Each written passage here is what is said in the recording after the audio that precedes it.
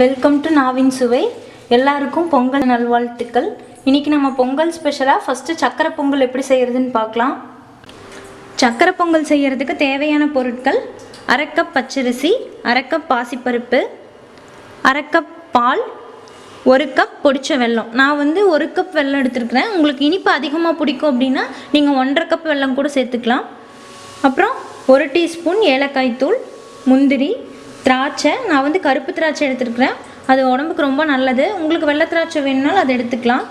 அப்புறம் 2 table spoon நெய். இப்போது இதில் பச்சரிசியையும் பாசிப்பருப்பையும் நல்லா வாஷ் பண்ணி ஒரு அரை மணி நேரம் ஊற வச்சிடலாம். இப்போ ஃபஸ்ட்டு ஒரு குக்கரை சூடு பண்ணிவிட்டு அதில் நம்ம எடுத்து வச்சுருக்கிற பாசிப்பருப்பு சேர்த்துக்கலாம். பாசிப்பருப்பை நான் மிதமான சூட்டில் வறுத்து வச்சு ஒரு 1/2 அன் ஹவர் ஊற வச்சு எடுத்து வச்சுருக்கிறேன். அதுக்கப்புறம் ஊற வச்சுருக்கிற பச்சரிசி சேர்த்துக்கலாம். இப்போ இந்த ரெண்டையும் மிக்ஸ் பண்ணிவிட்டு இதுக்கு தேவையான அளவு தண்ணி சேர்த்துக்கலாம். அரிசியும் பருப்புமா சேர்ந்து மொத்தம் 1 கப் இருக்குது. 1 கப்புக்கு நான் 4 பங்கு தண்ணி சேர்க்குறேன். நான் அதில் 3 கப் தண்ணியும் மீதி 1 கப் பாலும் சேர்த்துக்கிறேன். நீங்கள் பால் சேர்த்திங்க அப்படின்னா டேஸ்ட் இன்னும் நல்லாயிருக்கும். அதனால் நான் 3 கப் தண்ணியும் மீதி 1 கப்புக்கு பாலும் சேர்த்துருக்குறேன். நீங்கள் வேணும்னா ஃபுல்லாமே தண்ணியை கூட ஆட் பண்ணிக்கலாம், இல்லை பாதி பால் பாதி தண்ணி கூட ஆட் பண்ணிக்கலாம். இப்போது இதை மிக்ஸ் பண்ணிவிட்டு குக்கரை மூடி வச்சு இப்போது இது மீடியம் ஃப்ளேமில் ஒரு 4 விசில் வரட்டும்.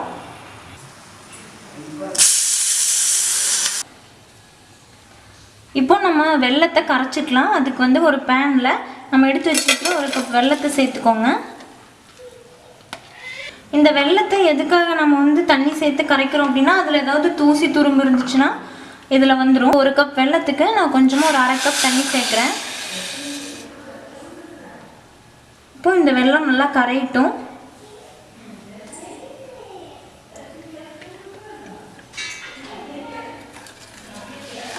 இந்த வெல்லம் ஃபுல்லாக இந்த தண்ணியில் நல்லா கரையட்டும்.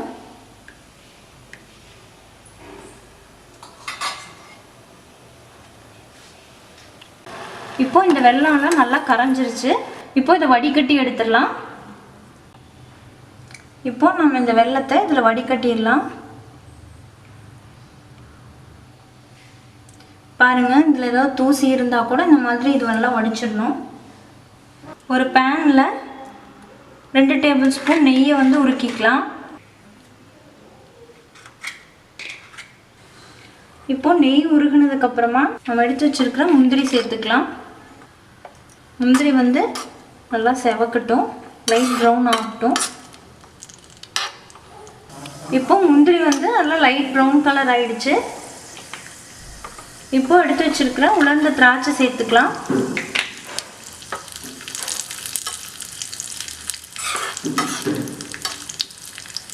இந்த திராட்சை பார்த்தீங்கன்னா பலூன் மாதிரி உப்பிருச்சு. இப்போ ஸ்டவ்வை ஆஃப் பண்ணிடலாம்.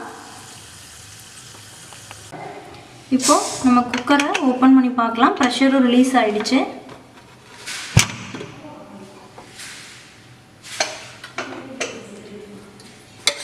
இப்போது அரிசியும் பருப்பும் நல்லா குழஞ்சி வெந்திருக்கு. இப்போ இந்த ரெண்டையும் நல்லா மிக்ஸ் பண்ணி நல்லா குழஞ்சிருச்சு. இப்போ நம்ம வடித்து வச்சுருக்கிற இந்த வெள்ளைப்பாகு சேர்த்துக்கலாம். இப்போது ஸ்டவ்வை ஆன் பண்ணிவிட்டு இந்த வெள்ளைப்பாகையும் இது கூட நல்லா மிக்ஸ் பண்ணிடலாம்.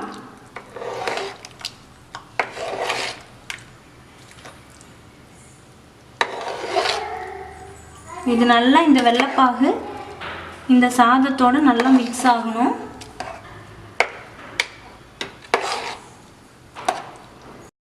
இது கூட நம்ம நெய்யில் பொரிச்சு வச்சுருக்கிற முந்திரி திராட்சை சேர்த்துக்கலாம். இதையும் எல்லாம் நல்லா மிக்ஸ் பண்ணிடுங்க.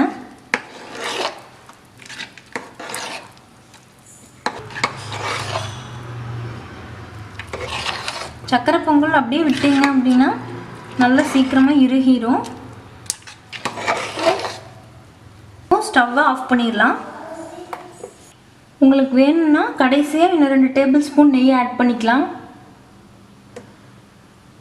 சக்கரை பொங்கலுக்கு நல்ல டேஸ்ட்டாக இருக்கும்.